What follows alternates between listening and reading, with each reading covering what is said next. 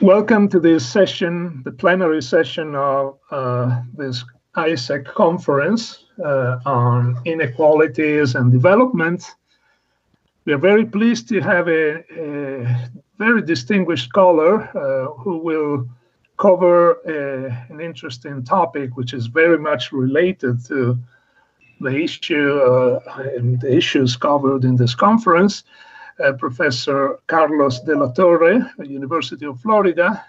He is very well known in the field and is actually talking to us about the links between political events and particularly the issues that are related to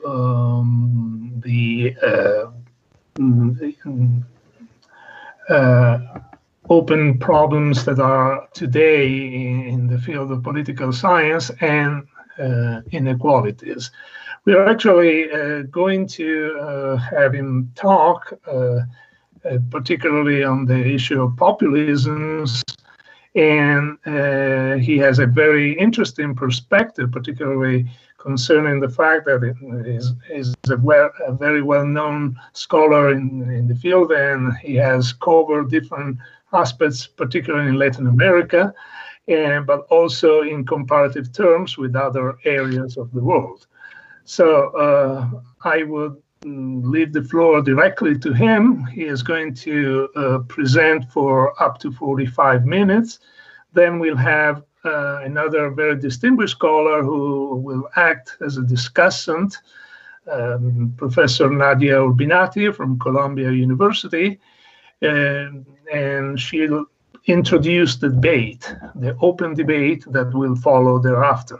There will be actually a direct streaming connection, so we are going in live streaming for the whole duration of the conference, and there will be a possibility for all the participants that are connected in this platform to ask questions and to raise their hands and ask questions to the speaker, but also from the web, there's a possibility of sending messages that will be filtered and then asked to the speakers. So, Professor de la Torre, please go ahead. Thanks. Thanks so much, Professor Sanfei. I want to first of all recognize Professor Genova, Sanfei, and Vicentino for the invitation. I also want to thank you, Professor Nadia Urbinati, for agreeing to be the commentator, and to Simona for all of the work that she did with all of the technical issues here. It's an honor to be talking at the University of Urbino, even if it's virtually. I would rather be there, and especially because after this we will go and have a delicious meal and some great Italian wine. But, you know, with this pandemic, we do what we can. And I'm also very proud to be talking to the Italian Association for the Study of Comparative Economic Systems. Yesterday, Professor Stiglitz presented a very interesting talk about why some nations are doing better than others with dealing with the COVID epidemic.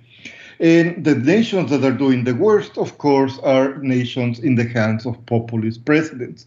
There is an agreement that Donald Trump, the Bolsonaro, who calls himself the Trump of the tropics, and Modi in India are doing a terrible job with the pandemic, and has to do with this disdain for science and the neoliberal attack to the fabric of society. So I will not talk about that. I will talk about how populists have politicized inequalities, and that's the title of my presentation, and I hope that you can see it now. So let me know if you are not able to see it, please. Okay. We can see it perfectly. Thank you. Thank you.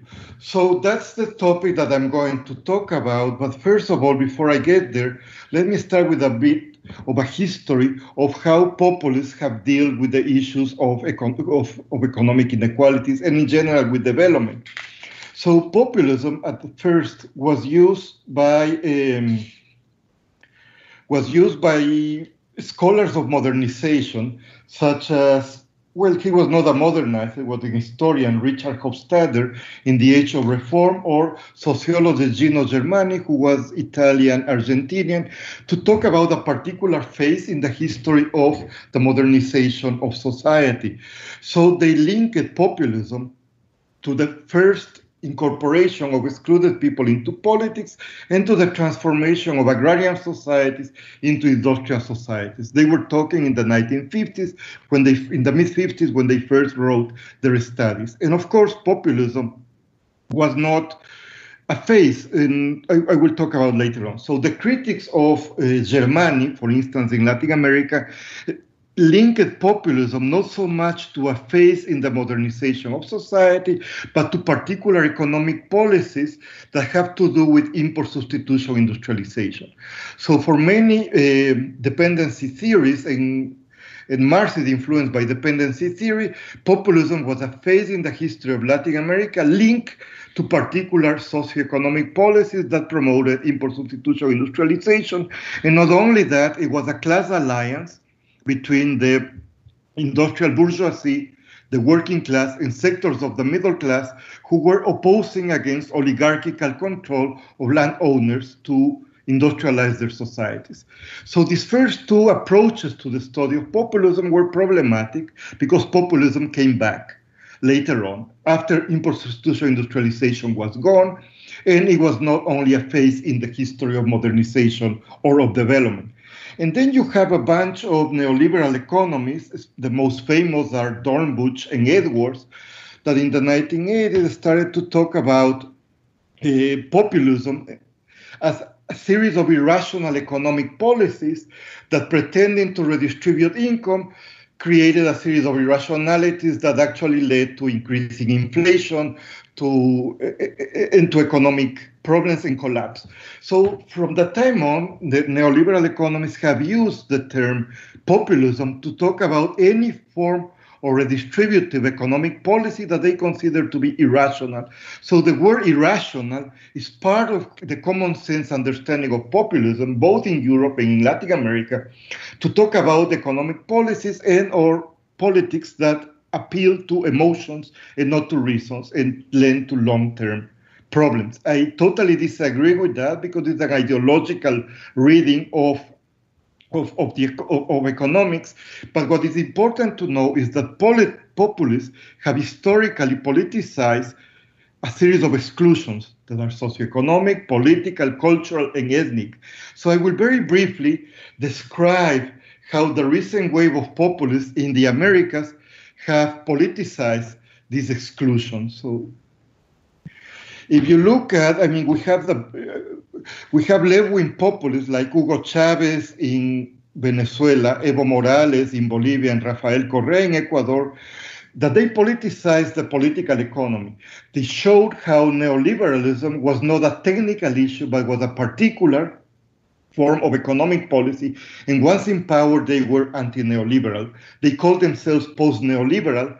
I mean, and they changed the idea of neoliberalism because the state regulated markets, but nonetheless, they continued to apply policies for destruction of natural resources, and that was one of the main problems that they faced, because when the prices of commodities went down, the prices of mineral commodities and of oil went down, their regimes entered into deep crisis. But anyways, they politicized the political economy, and they politicized national sovereignty, and they were anti-imperialist, not just in words, but also in action, by creating Latin American organizations of trade and development like ALBA.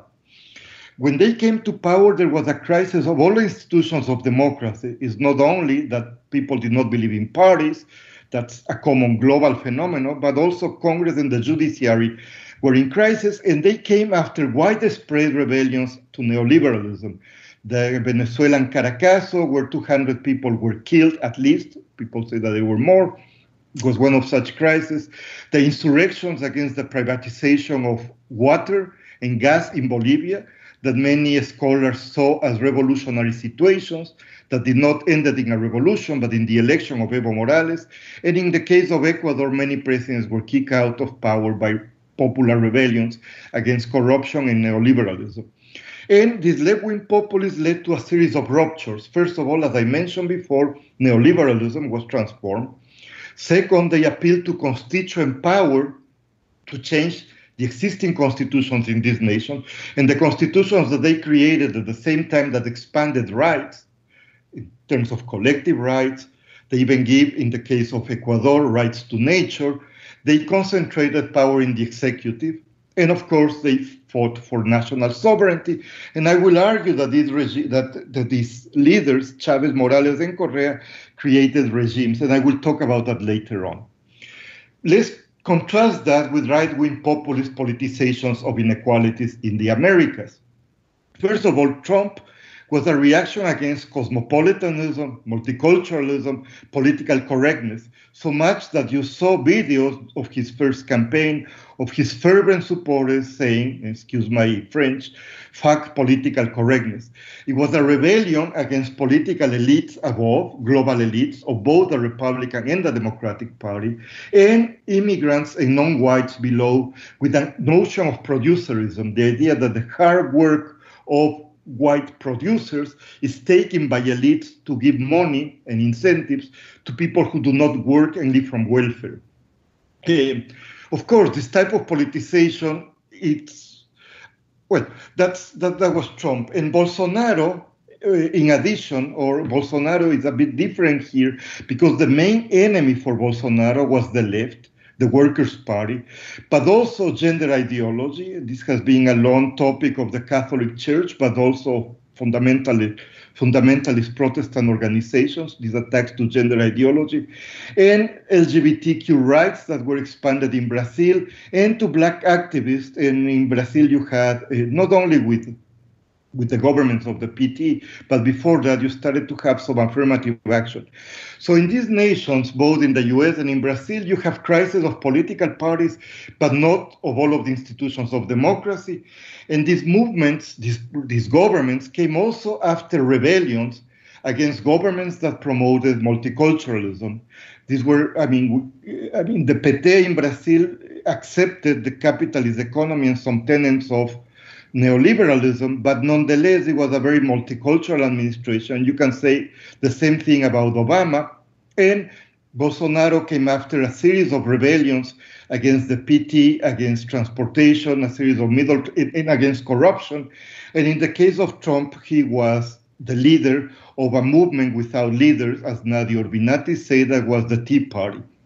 And what they have attacked is the consensus that linked globalization with limited multicultural recognitions, meaning in both of these countries, there is an idea that multiculturalism affects whites, affects males, affects heterosexuals. So it's sort of a politicization of male fragility. I don't like that term, but perhaps because I don't know how fragile white men are, but in any case, that's how some people have seen that. And so far, they have been governments and not regimes.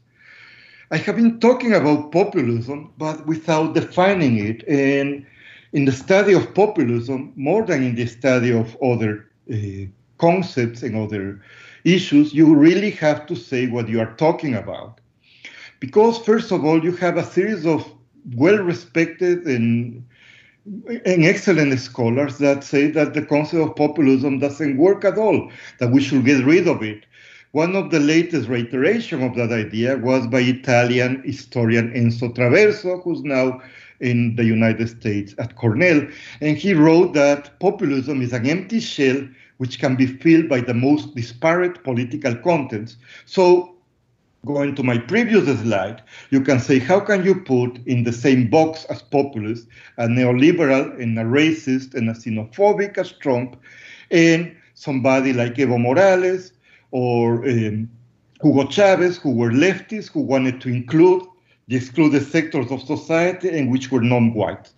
So that's a topic that it's an interesting discussion always, but the thing is that when people want to get rid of the notion of populism, of the concept of populism, like Transverso, in the same book, he talks about Donald Trump as a populist. So even though they try to get rid of it, they end up using it. And this leads me to the next question. The next issue is that, in political science and in sociology, populism disappeared or was not used very much, especially in the United States. In Europe, of course, since the 1990s, you have a lot of political scientists using it. And what political scientists and sociologists have been trying to do is, first of all, when they are positivists, they have been trying to build a minimum definition. This is that you need a minimum definition that can travel across time and space, because the idea is to accumulate knowledge. And I will talk later on what are the strategies to create a minimum definition that can be used for empirical research that aims to accumulate knowledge. Non-positivists, of course, refuse to reduce populism to a couple of sentences and continue to use accumulative theories. By accumulative theories, I mean theories in which you add traits to the concept of populism, because they argue that populism cannot be reduced and that it has to make sense, all of the historical variations and all of the particular political and economic and cultural milieus in which it takes place. To illustrate these different conceptual strategies, first let me start with an ideal-typical definition of populism, which is, and I use it because it's new. It's an article by Routledge Brubaker, and it's on an article on populism and nationalism. And then you will see that for Brubaker, populism has 6 characteristics. And of course, in each of the characteristics that he's analyzing, like invocation of the people, majoritarianism, institutionalism, protectionism, and a style of communication and antagonism, it's explained. And these are the type of ideal-typical definitions that make positivist scholars very worried, because they say, if you're talking about so much, you're talking about anything. So we have to create another type of conceptual strategy. And that's what I will show after drinking water about what do they do. And I also give time for anybody who wants to read this long definition of Brubaker that I will not read it, because I don't know, it's boring when you have people reading what is already in a PowerPoint. So what are the current conceptual approaches to populism? And we have different schools, we can say, or different approaches. We have an ideational approach, and the person who has developed that is Casmude and Cristóbal Rovira Calguatzer. You have a performative approach, and you have the names of Ostigoy and Moffitt there. You have strategic understandings of populism, and Kurt Weyland will be the person. Then you have Laclau's theory of populism, and Laclau's perhaps is the main theoretical approach. It's not just a concept, he has a whole theoretical approach to populism. And then you have ideal-typical definitions of populism. So the way in which scholars define populism is, first of all, saying if it's a binary or a gradation. If it's a binary, you have to see what populism is not. Then you look for what is the domain of populism. Is it politics, morality, or whatever? Is populism a practice or an attribute of certain ideas? Or these are practices that you have? Then what is your minimum definition? And of course, your epistemological orientation. So let's start with the ideational concept that is gaining so much ground in Europe among empirically oriented social scientists, because this is a concept that can be measured. So for them, populism is a Manichaean ideology in which you have an opposition between the pure people and evil elites. It's an idea about politics of the good people against evil elites that appeal to the general will, they say. And of course, for them, populism is a binary opposition, and the opposites are pluralism, because populism is anti-plural, because you have one pure people and one evil elite, and also the other distinction of populism is elitism, because here you go to the people, you go against elites. It's an attribute of social movements, politicians. So therefore, you can measure populist attitudes. You can use the concept of populism to talk about social movements, about political movements, and even attitudes in a population. So it becomes a very expansive category that you can use it for many things, to study many issues. And the epistemological orientation of these authors is positivist. You have a minimal definition that can travel in space and time to accumulate knowledge. The domain of populism, of course, for them is morality, and they very clearly explain that it's not the economy or politics, it's morality, because it's a series of attitudes about politics that have to do with morality. And an alternative approach is the approach of people who see populism as a performance. Ostigoy says that it's the flaunting of the law, and Moffitt talks about bad manners. And what they mean by that is that whereas elites appropriate for themselves good manners and whatever is high culture and all of that, instead of trying to imitate them, populists say, we're going to flaunt whatever is low, we're going to make an exception of that, or we're going to be proud of it. So it's a practice for them, it's a performance of politics, it's not an attribute. And Moffitt has changed his mind. At the beginning, he saw that the opposite of populism is technocracy, but in a later book, he doesn't see that it's a binary category, but a gradation, and the domain is politics. Strategic authors see populism as a strategy to get to power and to govern, but the strategy appeals to disorganized followers. When you have organized followers in social movements and in political parties, they do not see populism as being very strong. So the domain of populism is politics. It's again a positivist understanding of this concept.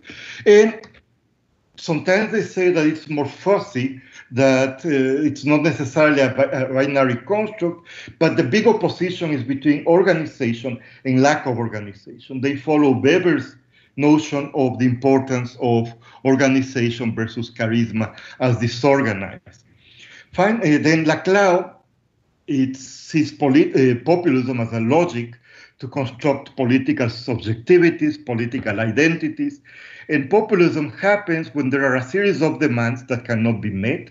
So you create an equivalency of demands that are unmet.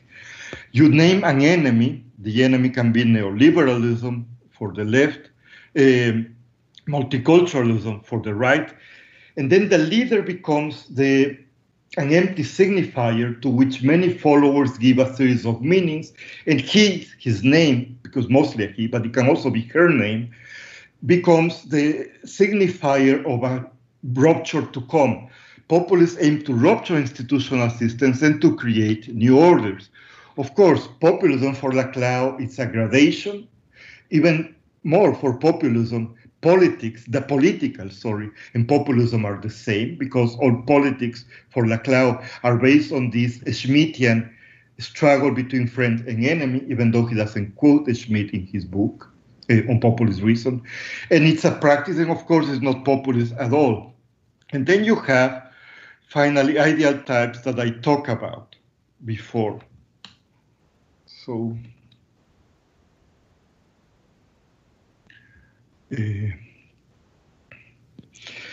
because all of these debates show that it's very difficult to come to an agreement of what populism is, what is the genus of populism. So what I will argue is that populism is what German scholars call a basic concept. It's a concept that we use in public language. We use it for political controversies. So therefore, it's very difficult to have one meaning that everybody agrees with. What is interesting about populism is that it allows you to understand what are the normative orientations, not only of politicians, journalists, pundits, but also of scholars.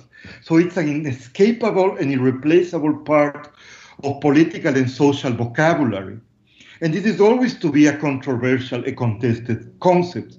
So if we agree that populism is a basic concept, what we have to do to say, okay, if it's a basic concept, perhaps, we'll never come to an agreement. But by following Nadia Urbinati's latest book, Meet the People, I think that we can come to an agreement of what populists do.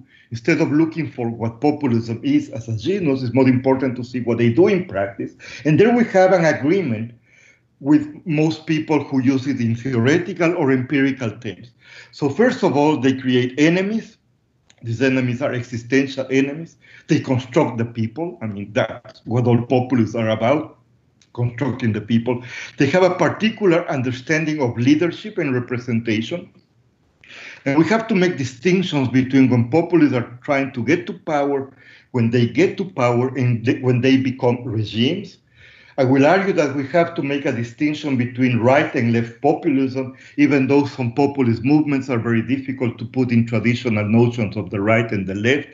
Perhaps the Five-Star Movement is one of those, but nonetheless, I think that the right-left distinction helps us to make sense of the populist milieu. And finally, we have to make a distinction between light populists who occasionally use populist tropes, and these politicians will be like any other politician in what Bernard Manin calls an audience democracy that is more based on the words and performances of leaders than on ideologies. For full-blown populists like Donald Trump, Hugo Chavez, Rafael Correa, that most scholars all can agree that they are populists.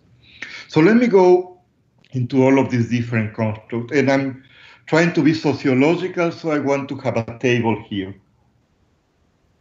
And when politicians construct the people, first of all, the people is not a category that is there, ready to be discovered. It's a construct. It's a social construct that is used in controversies, political controversies, scholar controversies, and it's always constructed with racial and gender categories. And you can have two types. I mean, you have here a table in which I distinguish between ethnic constructions of the people and socioeconomic constructions, and constructions of the people as one with plural notions of the people. So plural notions of the people are the notions that we have from liberalism on, the idea that in a complex society, populations are plural and they can never become a unity. And that's what populists try to do. They present that the people has a unitary will, a unitary ideas that could be embodied by a politician. And you can discuss, and they can construct the people with using ethnicity and race, and or the humiliation, adjustment, and resentment produced by socioeconomic and political inequalities. So when you have a mixture of constructions of the people as one with ethnic constructions of the people using ethnic and racial categories of the other that infects, that destroys the real existing populations, you have what happens with right-wing populists in Europe and in the United States. The people is white, the enemies are immigrants, sometimes of their former colonies, Muslims, in general, the colonial order. You have a bit of a variation with Bolsonaro, where he doesn't use race so much. The enemies of the people for Bolsonaro are feminist, LGBT activists in the left. But the people so you have that construction using racial and ethnic categories of the people as one. You could have theoretically a construction of a plural ethnic people, which is what Evo Morales did in Bolivia. And indigenous, the term Indian for Evo Morales was a political and social category opposing against the neoliberal exploitation of natural resources by multinational corporations. But whenever there was a conflict, Evo Morales will claim that he and only he is the embodiment of true and authentic indigenous people. So indigenous people that did not agree with him were considered to not be indigenous. And then you can have political and socioeconomic constructions of the people that appeal to emotions of resentment, injustice, humiliations, that can be inclusionary and at the same time autocratic, like Chavez in Venezuela and Rafael Correa in Ecuador. And theoretically, you can have politicizations of the plural people, of left-wing populism, as the leaders of Podemos and Syriza have argued. But whenever there were conflicts, Tsipras in Greece talked about, even after he won a referendum, asking people to stay, to go or not with the austerity program that was being imposed on Greece, he changed his mind. So when we talk about the people as plural, even though some leaders of populism claim that that is the case, I will argue that for the most part, populism as a practice, they construct and act as the people will be one. A leader is fundamental for populism to get to power. Otherwise, populists stay at the margin of the political system. This is a photograph of Rafael Correa, who's in the middle, symbolic possession of power in an indigenous community, and I think was the most glorious moment of the Latin American populist left, because Evo Morales looks very happy to his right and Chavez healthy to his left. But the important thing is that in populism, you need a leader, and the leader becomes at the end the people. He is the people. He acts as the people. He names who belongs to the authentic people, who are the enemies of the people. And it's based on the idea that only a section of the population is the real people. The others are not part of the people. So for instance, for Trump, those who do not agree with him are not part of the American people. Now, why do we have these different politizations of the category the people? The first one that I know of that was tried to develop was by Casmude and Rovira Calwanzer, and they, in a volume after a conference that they have in 2010, in a volume published in 2012, they say, okay, let's look at geography and at history. And if you look at geography and history, you will say that mostly in Europe, populism tends to be exclusionary, whereas in Latin America, populism has been more inclusive. But when they were finishing writing this, you have the development of Podemos and Syriza. So that interesting contrast did not work very well. Sociologist Danny Field said, let's look at colonialism. And in former colonial countries, you're going to have racist constructions of the people. And in formerly colonized nations, you will have anti-colonial constructions of the people, but that doesn't work because you can have in Europe left-wing populists that do not use racism, and you have in India a populist that presents the Hindus as the only real people against Muslims. Then Ken Roberts talked to something that will be more interesting to this group of people listening to this talk, which is let's look at varieties of capitalism. When you have varieties of capitalism of the Mediterranean type, you are looking at capitalism that has late processes of industrialization. You have dual markets, and in those, not everybody was really included into the welfare state, differently from north-central varieties of capitalism that were much more inclusive, egalitarian, and integrative. So what he argues is that exclusionary populism tends to occur where capitalism has been more inclusive, integrative, and egalitarian, whereas more inclusive types of populism, like Podemos or Syriza, have occurred where capitalism is more exclusionary, segmented, and dualistic. And then he talks about bipolar disorders. What he means by that is that in nations like the United States, you can have populism in the right and in the left because the welfare state were not as inclusive and integrative as in other European societies. The problem is that you can always find exceptions to this idea. I mean, for instance, now in Spain, you have Vox, and in Spain is one of the examples that he used to talk about a Mediterranean form of capitalism. Finally, you have voluntaristic ideas, like the ones by Laclau and Mouffe, and what they argue is that populism, the concept of the people and populism is a creation, and to stop left-wing populism, the left's task is to create left-wing varieties of populism.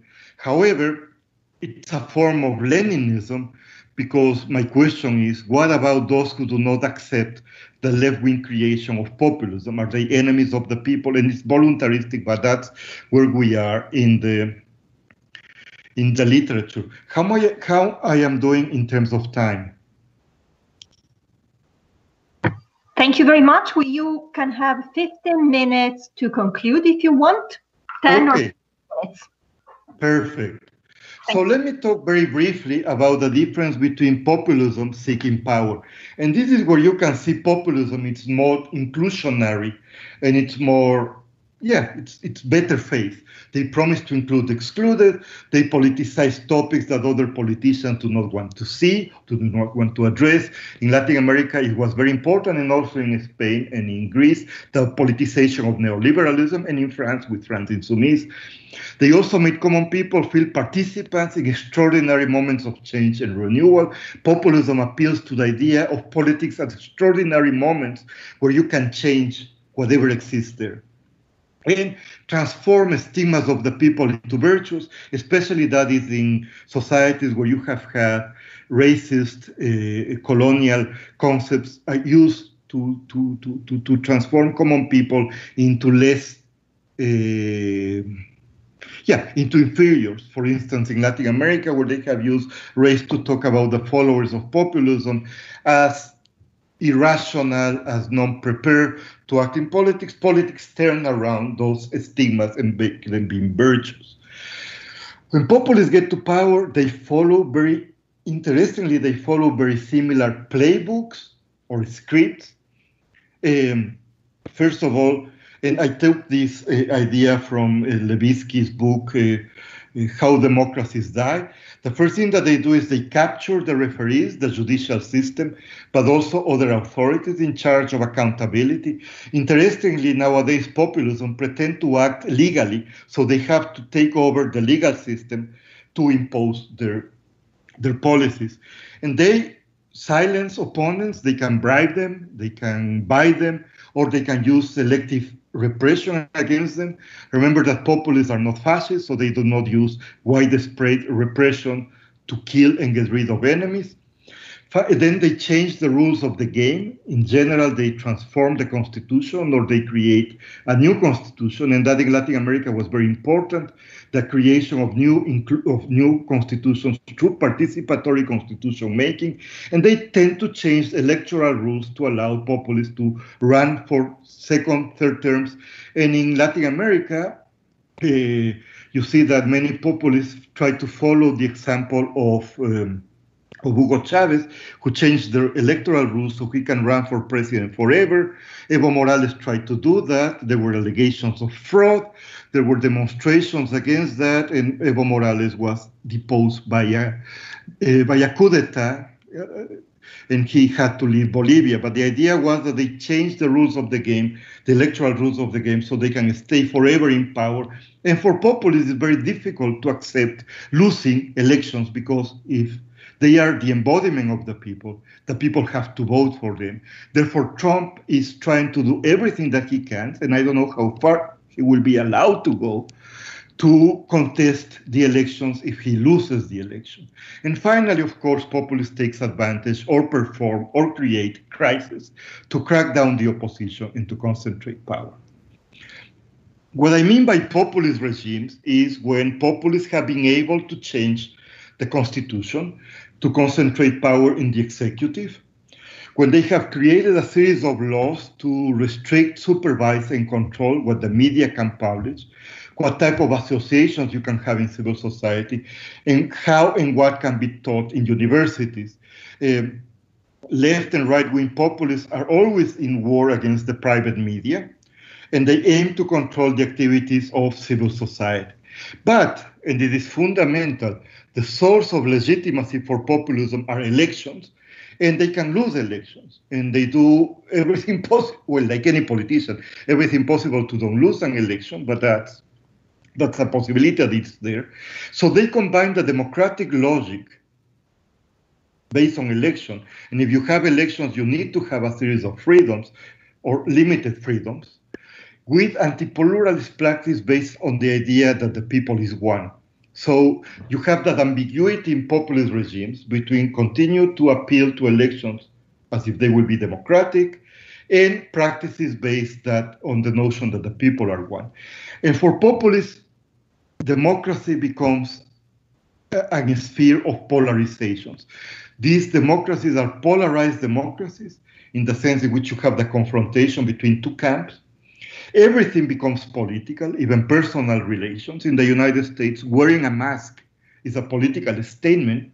If you are a Trump supporter, you do not wear a mask in an epidemic, or you don't believe that you can get sick with that. This idea of irreversibility, the idea that they are not a regular government. They are founding again the nation. They are bringing a revolution. Remember that Chavez, Morales, and Correa talk about revolutions. Or to bring back national traditions that were betrayed by elites. So that is that populist regimes see themselves as irreversible projects of change and renewal that cannot be constrained by formalities like the transfer of power. And there is a temporality. Nadia Urbinati with Safron have shown that populism is temporal. They either evolve to dictatorship, like Maduro in Venezuela. They could become democratic, or these regimes can transition to democracy, or you can have serial populism, perhaps as in Italy, where you have one populist after another. And you have had serial populism in several Latin American nations. Now, to conclude, I think that you have to make a distinction between right and left populism, and theoretically it's very important, and politically it's very important to do that. I'm not pretending to say that left populism is the answer to all of the problems caused by right-wing populism. I am not in agreement with Chantal Mouffe or Yanis Stavrakakis, who argued that the task of the left is to build left forms of populism, because populism in power, as we saw in Latin America, were not only profoundly anti-pluralist, but they attack the organized left, and they attack all of the social movements that did not agree with the leaders' interpretation of what is good for the people. A second distinction that we have to make is between light populists, what I call light populists, because are politicians that use populist tropes occasionally, but they do not aim to rupture existing institutions. Bernie Sanders in the United States in 2016 and 2020, for me, is a good example of that. He used the language of the 99% against the 1%, but he continued to operate within the confines of the Democratic Party. Full-blown populists, Chavez, Donald Trump, Orbán, these are populists that use democratic mechanism in mass mobilization to try to bring change. When seeking power, they appeal to constituencies and to issues that the elites do not want to take into account, despise or ignore. And they use performances and discourses to disturb, to shake the limits of what is permissible, and to confront conventions. Thanks so much for your patience, and I'm looking forward for your comments and disagreements. Thanks so much. Thank you very much. Thank you very much, Professor de la Torre. Thank you very much. I will invite now Professor Urbinati to share her comments and her point of discussion with us. And then we will open the floor for more comments and questions from people taking part, not only in our Teams meeting, but also on YouTube. So thank you very much. Is Professor Urbinati ready to? Yeah. Thank you. Okay, thank you very much for having me discussing the paper of Carlos de la Torre, a friend we discussed in the last few years on many occasions and in different cities, as a nice memory of travels and good food and drink. Fine. So here we are with populism in this paper.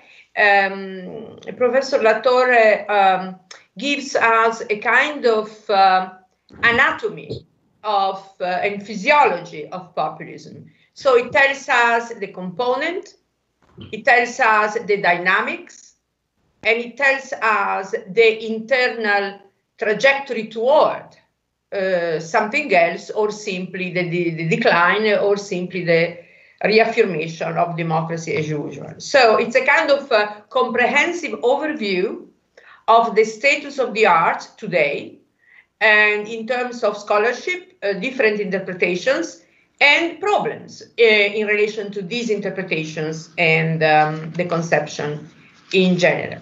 So I don't want to repeat what he said, which is very clear, convincing, and very useful, I have to say, and it's an excellent overview, and very critical also, not simply a summary. It's not a positivistic approach, it's a critical analysis of the several approaches. And I would like, just in order to make, to raise some questions and thus to give the possibility of opening the discussions, to focus on some particular issues. First of all, in reading your work, or reading other works, or attending your lecture today, I have the impression, perhaps, I don't know, perhaps you agree, perhaps or not with me, that it is impossible to get rid of populism. Populism is part of democracy.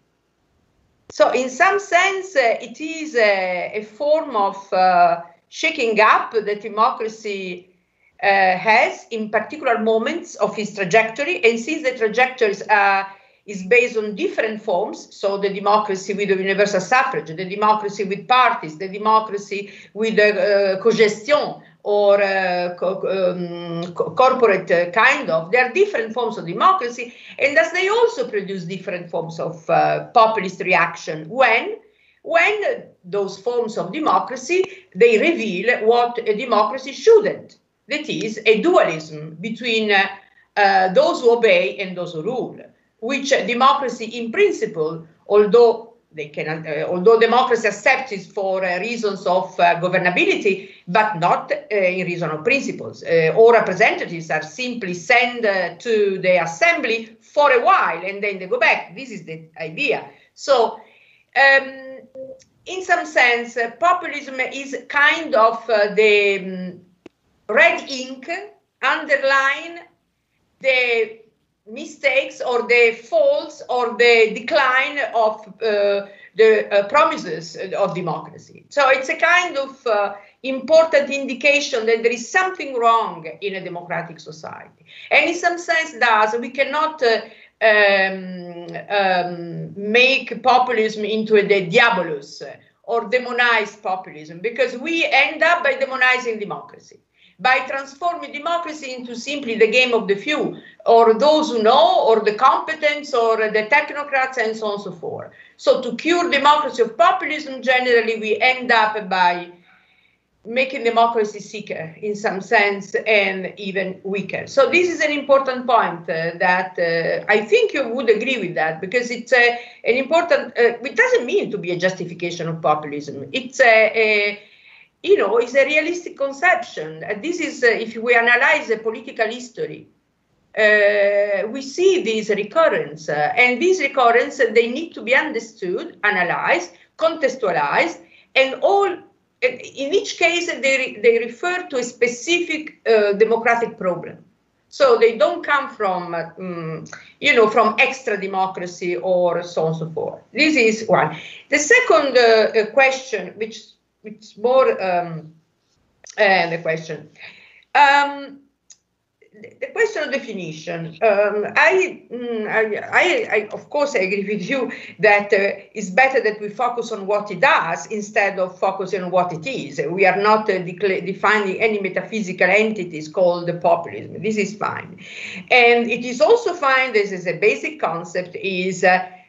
Contested, like all basic concepts, like liberty. Think about liberty, how it's contested, negative, positive.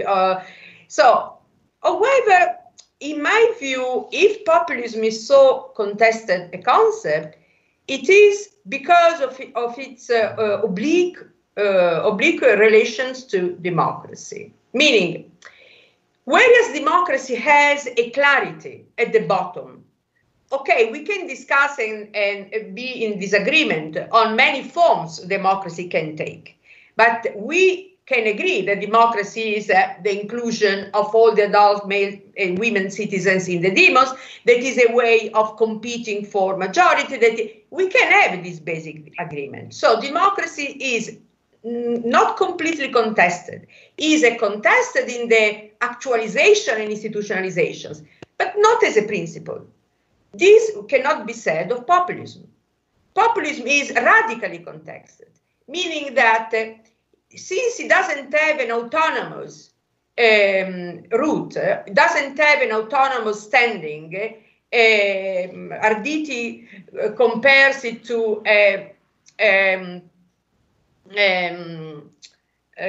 what's the name? Not virus, but like ivy. The ivy. How is a parasite? A parasite, meaning does not have its own roots and does not have its own autonomy as a regime. It is a transformation of an existing regime, democracy, and thus it is contested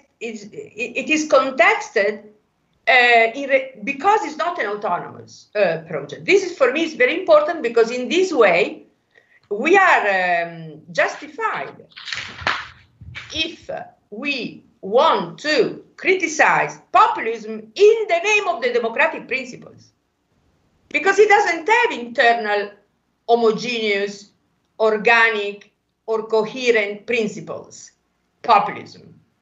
And thus, in order to judge how good or bad he is, we have to go to democracy. And this is an important moment, because it is a way of clarifying also the not very convincing way of putting together right and wing and say, okay, we can have right, we can have wing. No, in relation to democracy, both right and wing, right and left populism, they can produce the same problems to democracy.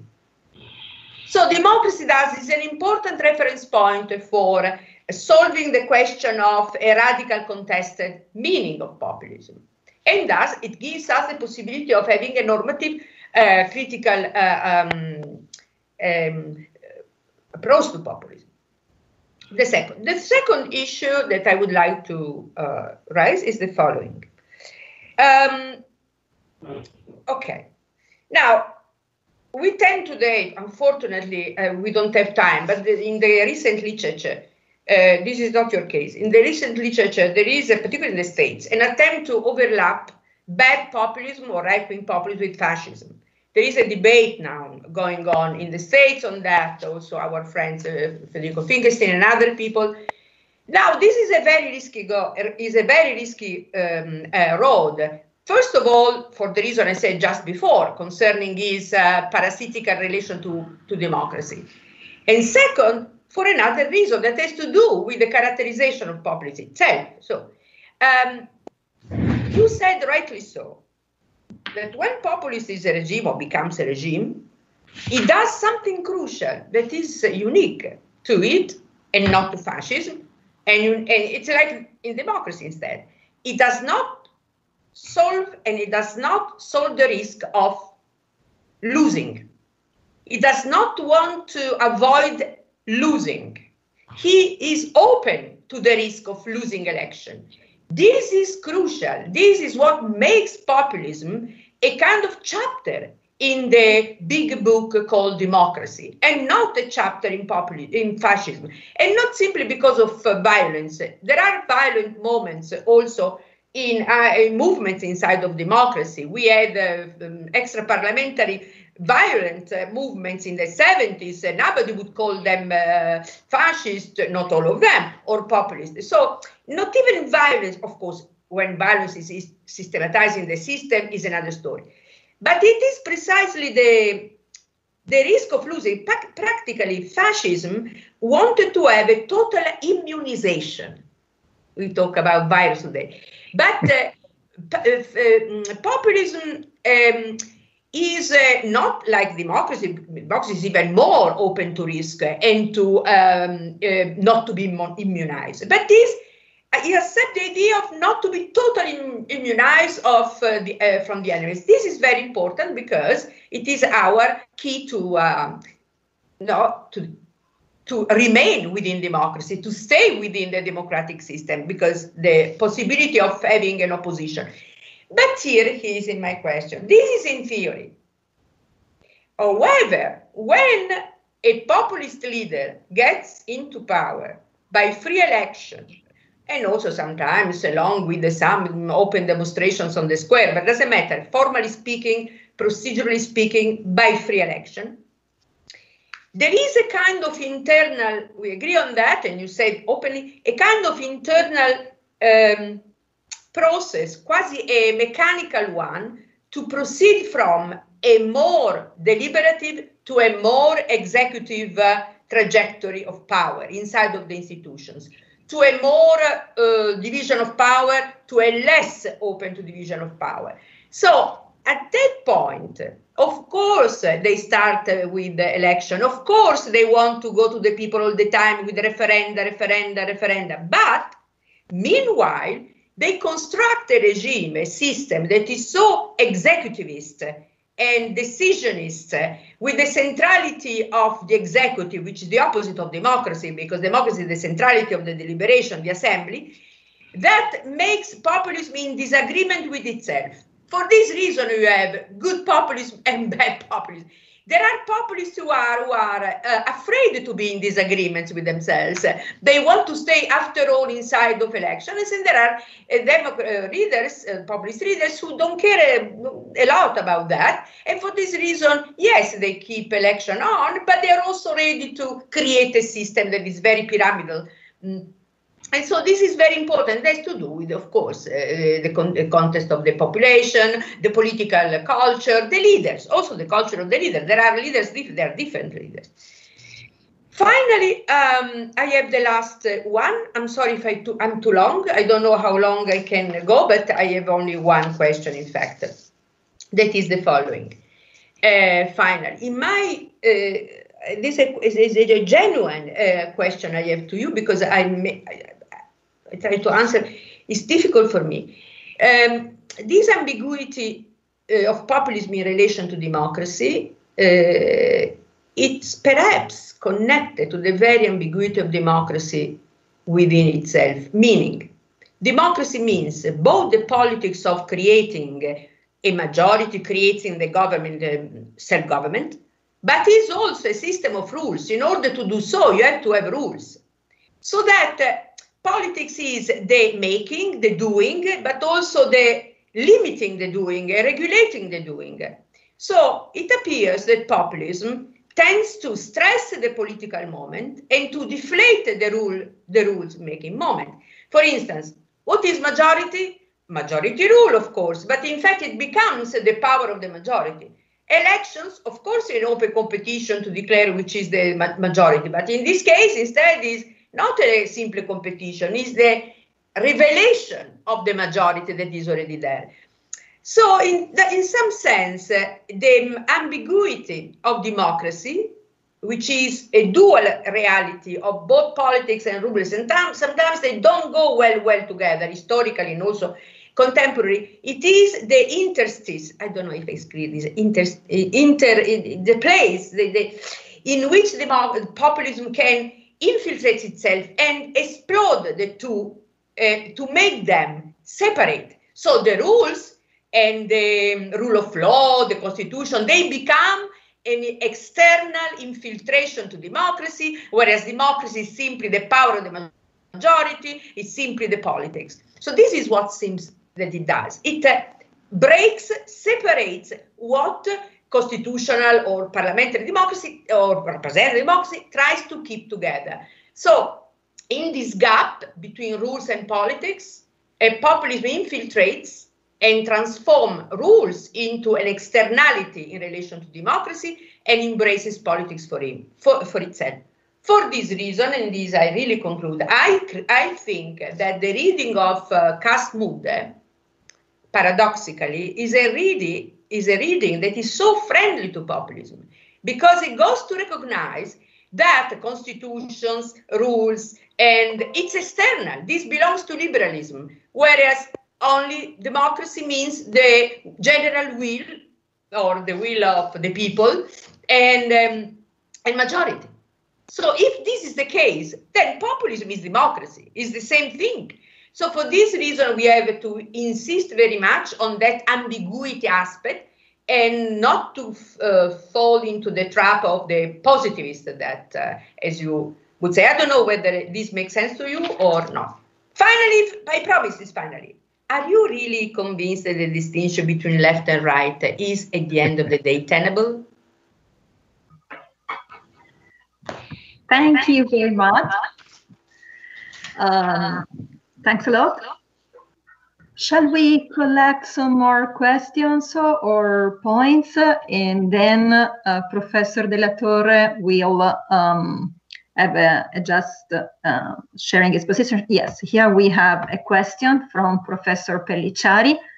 I will give the floor to Professor Pellicciari. Is it okay for you, Professor De La Torre? Sure. Great. Thank you. Hi. Can you hear me? Yes, we can. Okay? So thank you both for it's a really interesting presentation, and I already asked Director Zanfei to receive the slides of it, so because it's really interesting. So allow me to make a comment first, and a critical one, because of course I will. I'll avoid to list all the things I agree with on, but and then a question.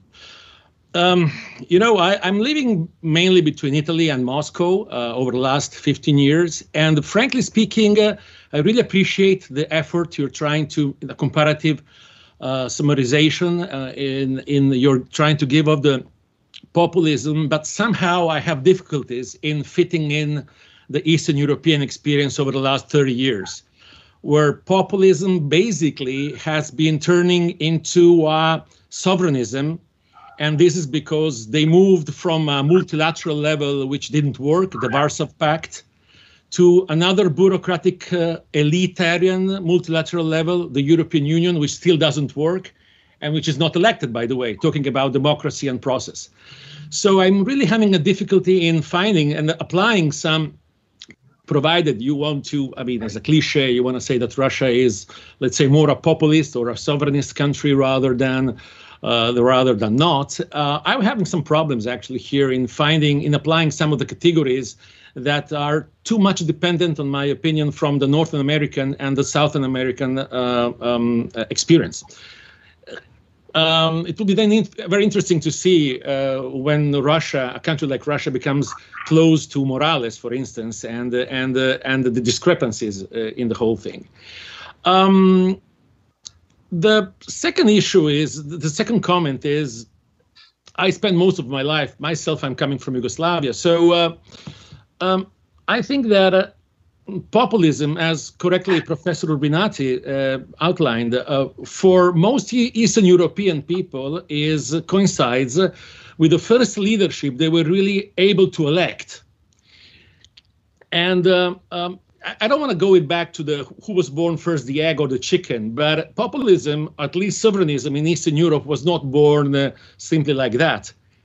It comes as a result of multiple effects, one of which is this bureaucratic elitism from Brussels, which has generated, especially in the elite, in the intellectual elite, a very spread sarcasm, skepticism, over the keywords that we have been trying to export in Eastern Europe, and that they were so enthusiastically in the first period. I'm talking about the 90s and the first decade of the new millennium, like democracy, free market economy, rule of law.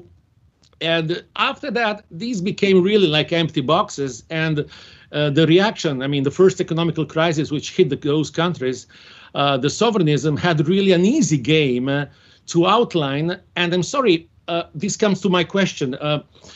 Do you think there is also a non-populist manipulation, politicization of inequality? And how would you actually define inequality? Because frankly speaking, we know, as anybody, we are all following the electoral American campaign. And of course, Trump is like, is like, whatever he says, we already know Trump. Like in Italy, whatever Berlusconi says, we already know him. But frankly speaking, I'm more surprised that after all these failure of the narrative of the politically correctness, we still keep on hearing some very surprising contradicting messages from the good part, let's say. So do you really think there is only populist and less populist and right populist politicization of inequality, or we have also the other one, the good manipulation, let's say? And don't you think it has a responsibility if today the populists are so strong, and after all, if they have such a popular support, after all, democracy is a question of participation in the 21st century. So, you know, I would agree with Professor Urbinati. I mean, if these people win the elections, we should also ask ourselves why they won the elections, right?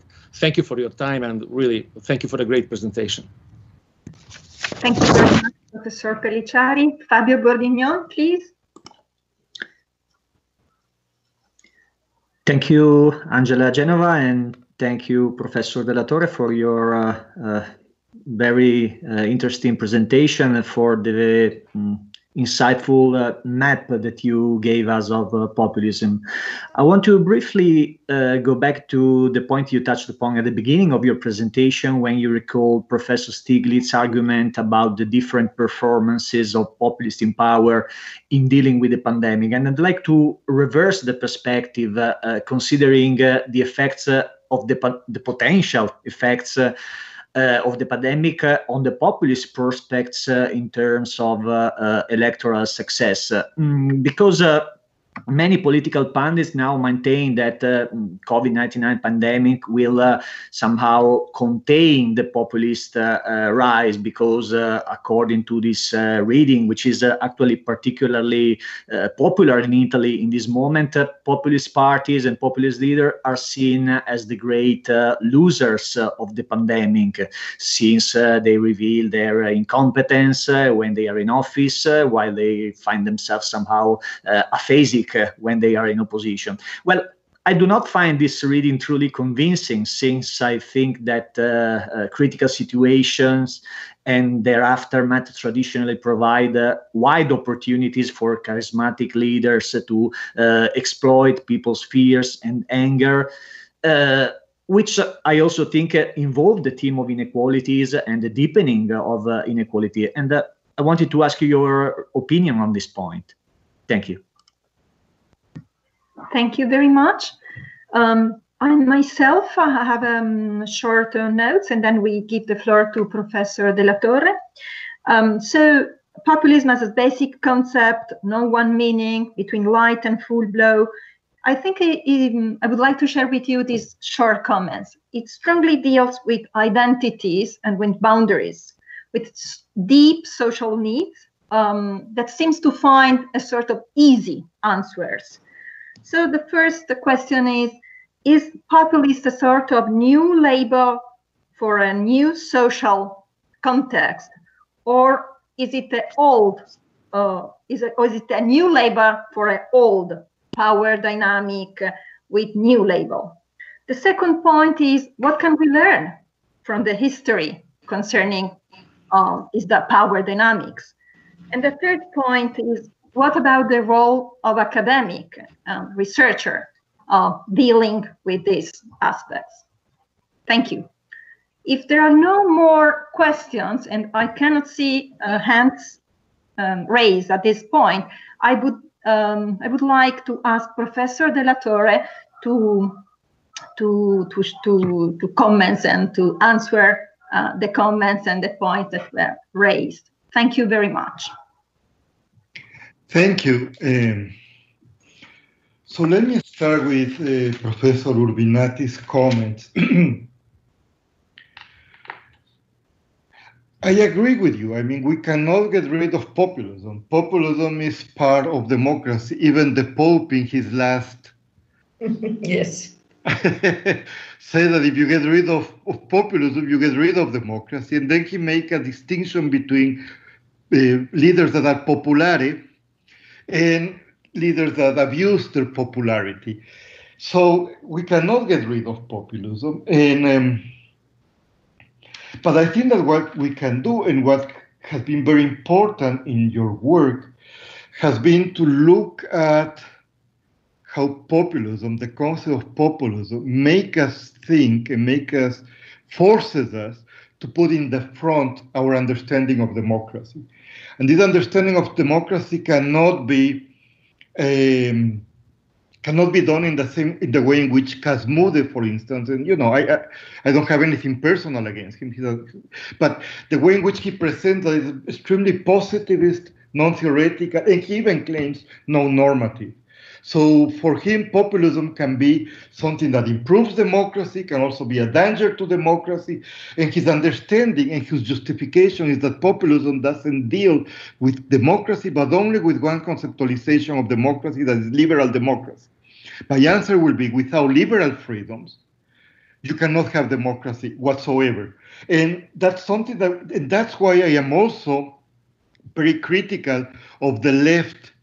Not all of the left, but at least parts of the left that follows Laclau, that wants to create left-wing populism as the normative alternative to right-wing populism. And because, and it's interesting that Chantal Mouffe, in her book, For Left Populism, she's only dealing with Europe, but it's weird that she didn't use Latin America because she traveled there with Ernesto Laclau and then on her own, and she saw what was happening in those countries, and that was a difficult question. I mean, of course, you can argue that Chavez betrayed the revolution or something like that, but in the logic of populism, and that's something that you learn from the theoretical work of Laclau, the logic of populism is profoundly anti-democratic, because a section of the population pretends to act for the population as a whole, and there is no, and all of what you were saying, all of the rights,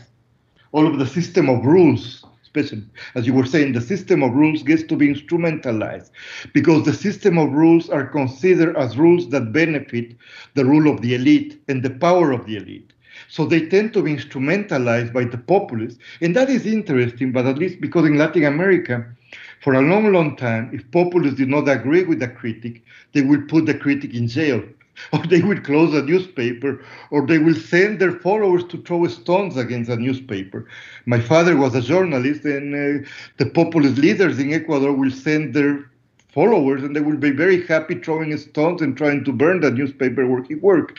Nowadays, populists don't do that. Even in Latin America, they use the system of law. So they instrumentalize the law as much as they can to get with, because for them the laws in every aspect of society becomes an instrument in the fight between the people and the enemies of the people. So the bureaucracy, the legal system, journalism, they have to take sides. And there are two sides in this struggle, the side of the people and the side of the enemies of the people.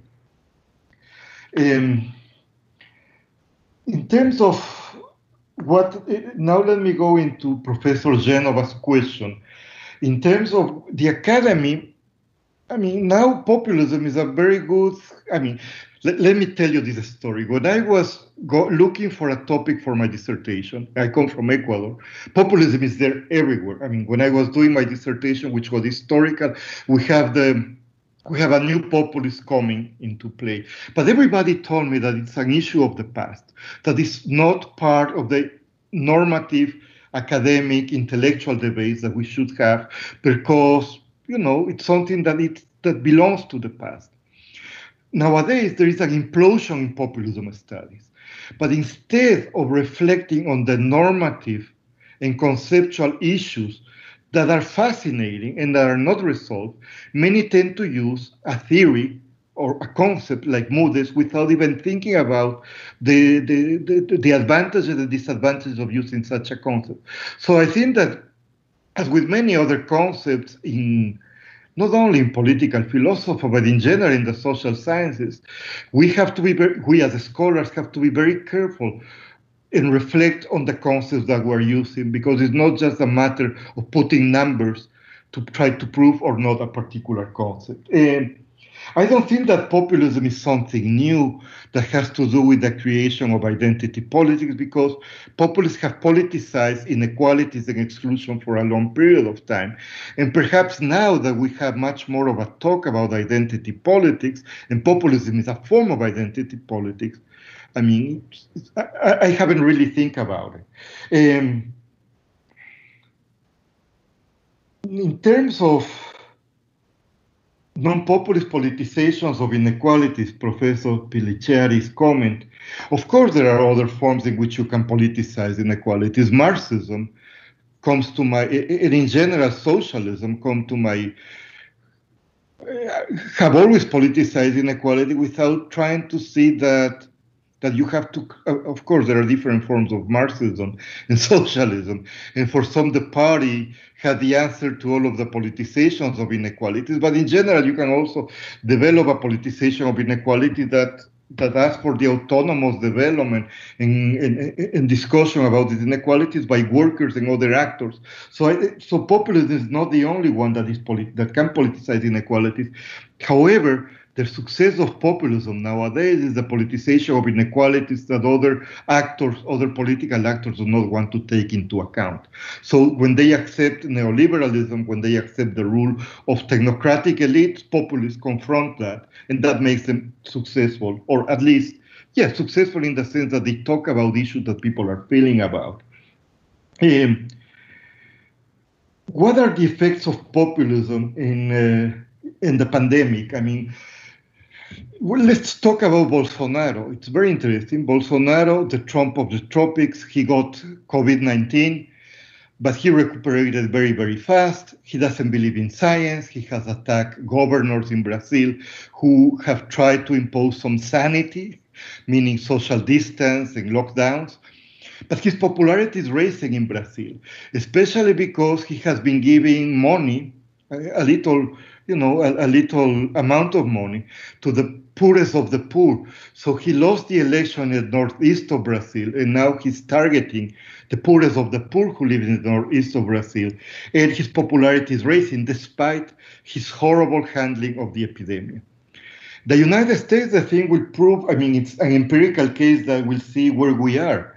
I mean, I am afraid that Trump will win again, even if the polls are saying that he might lose. And I am afraid because he has a base of supporters that is very energetic, that is very organized, and they are organized around not only right-wing groups or militias, but they are also organized around churches and around religious institutions.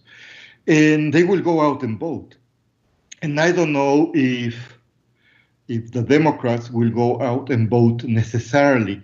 And then you have the whole thing of what is going to happen with the results. Trump and Pence have said that they will not recognize the results if they don't win. I mean, this is the moment in which, to go back to Nadia's comment, we will see whether or not elections continue to be the moment that gives legitimacy or not to populism. I mean, I agree with you. There is all of this talk about fascism nowadays in the United States. And sometimes fascism is used to talk about any form of authoritarianism. And you Italians know, because they have been so much research there, that fascism is confined to a particular historical period in time. Populism is not. But fascism was confined to a particular period in time. People that talk about post-fascism, like Traverso and others, not just Traverso, but many, many others. But if Trump doesn't accept elections, if at that moment you have to count on the military and you call the military to certify who won an election, that's very Latin American. I mean, sometimes I laugh about the United States and I joke with my American friends and tell them, you are becoming a Latin American nation. Not only because they have Trump in power, because now the military will decide whether or not the election was clean. So I don't know if this will be fascism. There are many elements of Trumpism that are really worrisome. Not only his use of racism, but his use of paramilitarism, and he advocates the use of force. Going back to the question of Peliciari in terms of Russia, I don't know if, I mean, to tell you the truth, I don't know if I will consider Putin to be a populist, but I don't know enough about Russia to say that he is not or that he is. But so, yeah, that's what I have to say for this first round.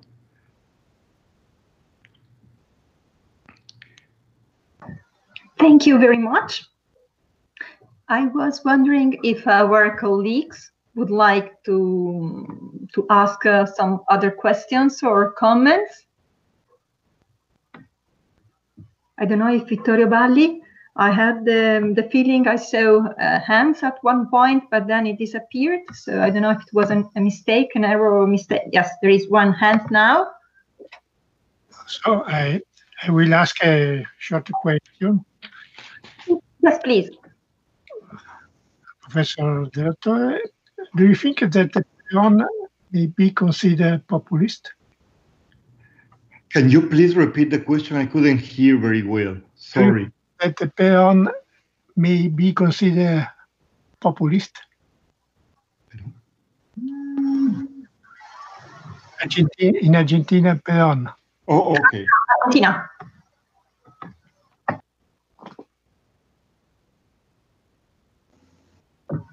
Is the question clear? Could you hear? Yes, yes, Okay. I hear. Thank you.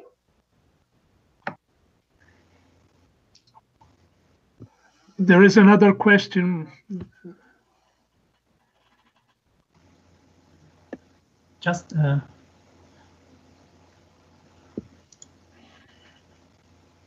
Go ahead.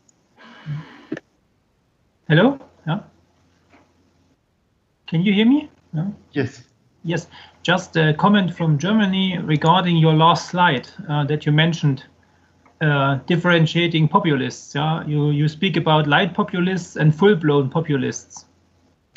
I can confirm from Germany your view that that your slide is completely correct in the sense that we already also have in Eastern Germany starting a new party called Alternative for Germany, Alternative für Deutschland. Yeah, and at the moment they are at the status, I would say, of light populists. Also, in the last election, they were also giving sign publicly to become full-blown populists with sayings like, when we take over the rule, we will get rid of those and those and those people in the administration. So they already were calling in this direction, but luckily they are still in the first level. And I hope they will remain there. Of course, it's a political statement. We are here in science, but I can confirm that your slide is completely that what we have seen here in Germany. Yeah. So this was a comment, I would like to say, not a question. Thank you very much. No? Sure. Thank you very much. I'm not sure. Maybe we do not have more questions, do we? I cannot see other hands.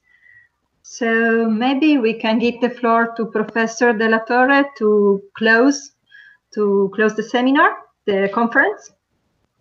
Well, sure. Well, let me start with Nadia's comment about right and left-wing populist. And perhaps there I will quote a paper by Portuguese political scientist Pedro Suquet. And he argues and he writes that, left populism can be dangerous, but right-wing populism is produce nausea, it's repulsive. And of course, if you follow Laclau and you follow the logic of populism, they follow similar logics.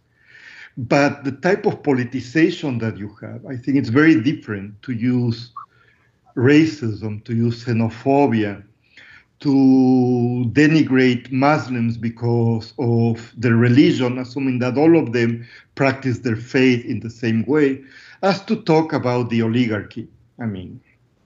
So I will continue to hang out to that distinction. In Professor Schumann's comment, a question about Perón. Perón is a very interesting case because when he got to power in the 1940s in Argentina, the left and the democratic sectors saw him as a fascist. And Gino Germani, the first scholar of populism, who was comparing Italian fascism and Argentinian populism with Perón, he made a life effort to see the difference between populism and fascism. And for him, the difference was in their base of support. For him, fascism base of support was the downwardly mobile middle class. And for populism, it was the new workers that just migrated from the countryside to Buenos Aires. So Perón it's the archetype of populism in Latin America so much that under his party, Peronism, you can have all kinds of political political policies being applied, from protectionism to neoliberalism to forms of protectionism. So before I finish, I would like to give the floor, if Nadia wants, to make a few final remarks. Sure. If Professor Urbinati would like to say something more, and then... No, I thank you so much, Carlos, for this excellent presentation, and also all of us, because this is an important moment, also transformation of populism. Think about the neoliberal, the libertarianism that populism is today embracing through mask and COVID, transforming itself. It's a kind of metamorphosis of... Because it is absolutely, in my view at least, very opportunistic. So today is neoliberal. Today is no mask. Today is we are for freedom, and they call those are not in favor of statalist, Stalinist, reactionary. We are the dictatorship people because we support this limitation of power. So there is a kind of play rules of the game. Place in the stage that is changed, that needs to be also taken into account. They are capable of becoming everything. They are chameleontic. Yeah, they want to stay in power forever. Exactly. So that is, we should see how populists get out of power. In which way they will get out of power. That is the important evidence of their own faithfulness to democracy or not. Thank you very much. Thank you very much for this very interesting discussion. I would like, please, to ask Donatella Saccone, Professor Saccone, she's the president of ISEC, to briefly say something in this final phase of the conference. Is it okay, Professoressa Saccone? Okay, maybe. Yeah, I'm here. Sorry, I was also following on YouTube. Well, let me switch on the camera. Can you see me? Not yet, but maybe. You can talk. But you can, yes, we can hear you. We can. Oh, okay. So, thank you, Professor Carlos de la Torre, for your very insightful intervention. And thank you also for all the comments. As I said during the opening of the conference, it was for us fundamental not to postpone the conference and keeping the conference online in order to discuss on inequalities in a period where we have to expect a huge increase in inequalities as a consequence of the pandemic. And then, well, let me say that everything worked very well, even beyond the expectations. So let me thank the Urbino staff who cared the technological and organizational aspects. I want to also thank once again Antonello Zanfei and his colleagues from the Urbino University for the excellent, not only technical, but also scientific work, which allowed us to attend 2 very top-level keynote lectures. Finally, let me thank all the participants for their stimulating presentations and the contribution to the general debate on inequality. I hope to meet you in person very soon, possibly next year for the workshop on migration, populism, and the crisis of globalization at the University of Pisa, but who knows, we will see. Meanwhile, we will keep you informed about our initiatives and news. And then for those who want to participate, I remind you that the ISEC General Assembly will start in a few minutes at the link that we shared with you yesterday evening. So thank you all. Thank you again to everybody and to Professor Carlos de la Torre. Hope to see you very soon and wish you a good and healthy autumn and winter season. I don't know if Antonello wants to add anything. Just thank you and thank to everybody and to Professor de la Torre.